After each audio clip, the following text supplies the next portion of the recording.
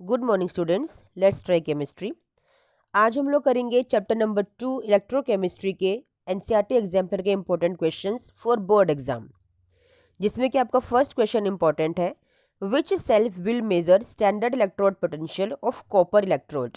सिर्फ copper electrode आपको दे रखा है। आपको पता है copper is a D block metal जो +2 में रहना पसंद करता है और कॉपर में कन्वर्ट होता है, तो ऑब्वियसली रिडक्शन होगा, इसका +2 से 0 में जाएगा तो रिडक्शन होगा। अब जब रिडक्शन होगा तो ऑब्वियसली ये कैथोड पर होगा, ठीक है। और कैथोड का जो रिडक्शन जब हम करते हैं कैथोड पर, तो copper electrode means right side पे लिखा जाएगा। तो यानी कि चारों ही आपको यहाँ पे सही लग रहे होंगे, चारों के साइड, चारों में ही कॉपर आपको दे रखा है कैथोड पर, यानी कि राइट साइड में आपको दे रखा है। अब क्योंकि आपको यहाँ पे कोई कॉन्सेंट्रेशन गिवन नहीं है और आपको दे रखा है स्टैंडर्ड इलेक्ट्रोड पोटेंशियल, तो ऑब्वियसली ये 1 मोलर पे होती है, ठीक है। तो देखो 1 मोलर के लिए आपको 3 ऑप्शन दे रखे हैं, फर्स्ट, थर्ड और फोर्थ, तो इन तीनों में से कोई एक हो सकता है, ठीक है। चलिए, अब आपको ये पहचानना है कि दूसरा जो एनोड पे जो इलेक्ट्रोड है वो कौन सा होगा। एनोड पे जो आपका इलेक्ट्रोड है वो कौन सा होगा बेटा। अब क्योंकि जब कॉपर आपका रिडक्शन पे हो गया, दूसरा कोई भी आपको नहीं दे रखा है, इलेक्ट्रोड मेंशन नहीं कर रखा है, तो आपको पहचानना आना चाहिए कि ऑब्वियसली वो हाइड्रोजन होगा। तभी दे रखा है कि स्टैंडर्ड इलेक्ट्रोड पोटेंशियल पे, तो वो हाइड्रोजन होगा। अब देखो चारों पे ही हाइड्रोजन है, इलेक्ट्रोड तो आपका प्लेटिनम हो गया, इनर्ट हो गया। अब चारों पे आपका हाइड्रोजन है जिसकी रिएक्शन होती है H2 से H+, बिल्कुल करेक्ट है क्योंकि इसका ऑक्सीडेशन होगा, ठीक है ना, वो प्लस में जाएगा 0 से, ठीक है। चलिए, अब क्योंकि हाइड्रोजन एक गैस है तो वो 1 बार पे होगी, प्रेशर उसका 1 बार होगा, और जो H+ होगा उसकी कॉन्सेंट्रेशन होगी 1 मोलर, ठीक है ना। तो बस पहचानिए कौन सा है आपका, सी ऑप्शन करेक्ट है, ठीक है। Question number 2 is important, electrode potential of magnesium electrode varies according to the equation, ठीक है। एक इक्वेशन आपको दे रखी है, नर्स्ट इक्वेशन दिख रही है आपको। आपको पूछा गया है कि जो इलेक्ट्रोड पोटेंशियल है मैग्नीशियम इलेक्ट्रोड का, वो किस ग्राफ के अकॉर्डिंग, यानी इस ग्राफ के अकॉर्डिंग, किस वाले ग्राफ में वो आपका वेरी कर रहा है, इस रिएक्शन के अकॉर्डिंग, ठीक है। तो देखो बच्चा, आपको ये इक्वेशन गिवन है, ठीक है ना, इतना आपको समझ में आ गया। अब क्योंकि ये 1/mg+2 है, तो जब इस mg+2 को आप ऊपर लेके जाओगे तो ये mg+2 तो आया लेकिन माइनस में जाएगा, तो माइनस का यहाँ पे माइनस माइनस प्लस हो गया, ठीक है ना।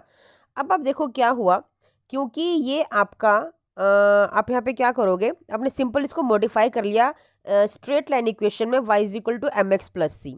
आपको y दे रखा है ये क्वेश्चन के अंदर, x आपको ये दे रखा है, तो ये m हो गया यानी कि आपका स्लोप आ गया, और ये हो गया आपका इंटरसेप्ट, ठीक है। अब देखो क्योंकि पॉजिटिव आपका स्लोप है, तो पॉजिटिव तो आपका यहाँ से जाएगा, नीचे की तरफ से जाएगा। अब इंटरसेप्ट देखो, जो इंटरसेप्ट है आपका, ठीक है ना, वो आपको गिवन है, यानी कि इंटरसेप्ट आपका आया है, 0 नहीं है।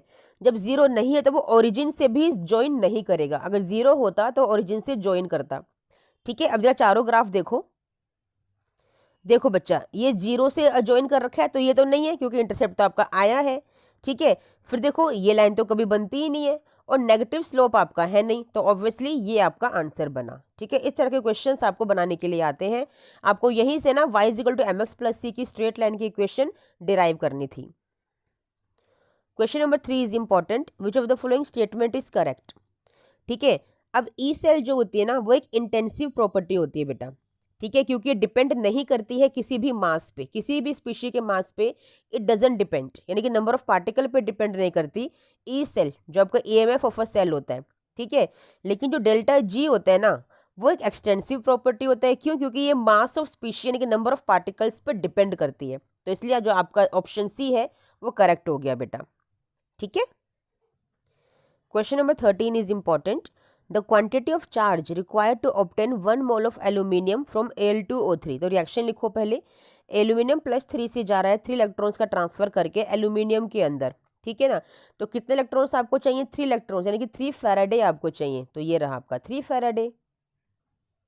Question number 14 is important, the cell constant of a conductivity cell, ठीक है, किस पे डिपेंड करता है बच्चा, जो ये ना एक्चुअली कांस्टेंट रहता है फॉर अ सेल, जो सेल कांस्टेंट है ना वो remains constant for the cell, ठीक है। जो कंडक्टिविटी सेल होते हैं, कंडक्टिविटी के लिए सेल कांस्टेंट रिमेन्स कांस्टेंट, ठीक है। Question number 15 is important, while charging the lead storage battery, अब बैटरी को चार्ज कर रहे हो तो ऑब्वियसली जो लेड सल्फेट एनोड है वो रिड्यूस होता है लेड में। चार्जिंग की रिएक्शन पूछ रहा है आपसे, डिस्चार्जिंग की नहीं। मैंने कहा था जो रिएक्शंस गिवन होती है एनसीईआरटी में जो मैंने करवाई है वो डिस्चार्जिंग की है। चार्जिंग के लिए उसको रिवर्स करना पड़ता है, ठीक है। ये रिएक्शंस आपको दे रखे हैं कैथोड एनोड पे, और ओवरऑल रिएक्शन आपकी ये वाली होती है। Question number 21 is important. Conductivity of electrolytic solution depends on nature of electrolyte and concentration of electrolyte. ठीक है, जो कंडक्टिविटी होता है किसी भी इलेक्ट्रोलाइटिक सॉल्यूशन का वो डिपेंड करता है बच्चा इलेक्ट्रोलाइट की नेचर और कॉन्सेंट्रेशन पे। Question number 23 is also important. What will happen during the electrolysis of aqueous solution of copper sulfate? अगर आप इलेक्ट्रोलाइसिस करते हो कॉपर सल्फेट के एक्वस सोल्यूशन का, ठीक है, बाय यूजिंग प्लैटिनम यानी कि इनर्ट इलेक्ट्रोड्स, तो क्या होगा बच्चा? एक तो कॉपर कैथोड पे डिपॉजिट होगा, ठीक है। रिएक्शन देख लो कैसे, कॉपर सल्फेट कॉपर +2 में और सल्फेट -2 में डिसोसिएट होगा, ठीक है ना। अब क्योंकि एक्वस सोल्यूशन आपको दे रखा है तो वाटर का भी डिसोसिएशन होगा 2H+ and O2 negative ions के अंदर, ठीक है। अब एनोड पे ना ये O2 नेगेटिव आयंस जाएंगे ऑक्सीजन और 2 इलेक्ट्रॉन्स में। एनोड पे ऑक्सीजन डिपॉजिट होगी विद 2 इलेक्ट्रॉन्स, ठीक है। और कैथोड पे जो कॉपर +2 है वो 2 इलेक्ट्रॉन्स को एक्सेप्ट करेगा क्योंकि रिडक्शन होगा ना उसका, और कॉपर में कन्वर्ट हो जाएगा, ठीक है। तो क्या हुआ, कॉपर डिपॉजिट हुआ कैथोड पर और ऑक्सीजन डिपॉजिट हुई एनोड पर, ठीक है। अब देखो अगर यही क्वेश्चन पूछ लिया जाए in the presence of copper electrode, आपके पास प्लेटिनम इलेक्ट्रोड नहीं है, कॉपर इलेक्ट्रोड है, तो क्या होगा, कैथोड पर तो वही रिएक्शन होगी, copper +2 electrons give you copper. लेकिन एनोड पे क्या होगा, जो कॉपर है ना वो कॉपर +2 में कन्वर्ट हो जाएगा विथ 2 इलेक्ट्रॉन्स। तो क्या हो गया, copper will deposit at cathode and copper will dissolve at anode. Anode पे डिसॉल्वेशन होता है, ठीक है ना, एनोड पे डिसोल्यूशन होता है, ठीक है। 26 question, molar conductivity of ionic solution. कोई आयनिक सॉल्यूशन है उसकी मोलर कंडक्टिविटी किस पे डिपेंड करती है? वो डिपेंड करती है टेम्परेचर और concentration of electrolytes in the solution.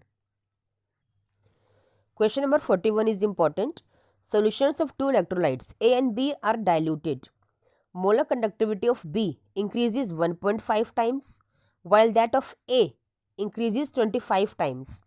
Which of the two is a strong electrolyte? ठीक है, ये आपका PYQ में भी आया हुआ है बेटा, इंपॉर्टेंट है। एक्चुअली जो स्ट्रॉन्ग इलेक्ट्रोलाइट्स होते हैं आपको पता है डिसोसिएट होते हैं कंप्लीटली, है ना, इवन ऑन हाई कॉन्सेंट्रेशंस। इसीलिए जो कॉन्सेंट्रेशन है इस तरह के सॉल्यूशंस की वो ऑलमोस्ट सेम रहती है डाइल्यूशन करने पर भी, ठीक है। अब देखो जो इलेक्ट्रोलाइट बी है ना वो स्ट्रॉन्गर है ए से, क्योंकि बी के जो नंबर ऑफ आयंस हैं वो डाइल्यूशन करने पर भी सेम रह गए, ठीक है, but only inter ionic attraction decreases, ठीक है। इसीलिए जो मोलर कंडक्टिविटी है इंक्रीज कर रही है ओनली 1.5 टाइम्स, क्योंकि वो ऑलरेडी स्ट्रॉन्ग इलेक्ट्रोलाइट है, क्योंकि उसको और डिसोसिएशन की ज़रूरत नहीं है। तो जिसकी मोलर कंडक्टिविटी कम होगी ना वही स्ट्रॉन्ग इलेक्ट्रोलाइट होगा, क्योंकि वो ऑलरेडी डिसोसिएट हो चुका है। समझ में आया बच्चा? चलो 46 question is important. Write the Nernst equation for the cell reaction in the Daniell cell. ठीक है, डैनियल सेल में रिएक्शन लिखनी है, नर्स्ट इक्वेशन बहुत इजी है। और ई सेल पे क्या इफेक्ट पड़ेगा अगर जिंक प्लस 2 आयन की कंसेंट्रेशन को इंक्रीज कर दें? ये भी आपका PYQ का क्वेश्चन है। ये आपकी नर्स्ट इक्वेशन होती है डैनियल सेल के लिए। अगर जिंक +2 की कंसेंट्रेशन आप इंक्रीज कर रहे हो तो ऑब्वियसली जो ई नोट सेल है, जो ई सेल है, वो आपका डिक्रीज करेगा, ठीक है, it will decrease. This question is important, PYQ का क्वेश्चन है ये भी आपका, कि what the relationship between Gibbs free energy of a cell reaction in a galvanic cell and the EMF of a cell. आपको पता है ये रिलेशन होता है डेल्टा G = NFE सेल, है ना। When will the maximum work be obtained from a galvanic cell? कब आप मैक्सिमम वर्क ले पाओगे गैल्वेनिक सेल से, कब होगा? ऐसा कब हो सकता है बच्चा? देखो पूरा आपको बताती हूँ पढ़ के कि कैसे हमें आंसर को अटेम्प्ट करना होता है लॉन्ग क्वेश्चंस को। If concentration of all reacting species is unity, ठीक है, उस केस में E cell E naught cell के इक्वल हो जाता है और delta G = NFE naught cell होता है, ठीक है। अब if we want to obtain maximum work from a galvanic cell then charge has to be passed reversibly. The reversibly work done by a galvanic cell is equal to decrease in the Gibbs energy. यानी कि इस relation से ही हम लोग maximum work ले सकते हैं किसी भी गैल्वेनिक सेल से। आया समझ में बच्चा? ठीक है, चलिए तो यहाँ पे हमारा ये चैप्टर भी कंप्लीट होता है बच्चा। मैंने मोस्टली क्वेश्चंस आपको बता दिए इस चैप्टर से, एनसीईआरटी एग्जाम्पलर में से कौन कौन से इंपॉर्टेंट क्वेश्चंस आपके बनते हैं फॉर बोर्ड एग्जाम। ठीक है, चलिए मिलते हैं नेक्स्ट वीडियो में। टिल देन थैंक यू बच्चा, बाय।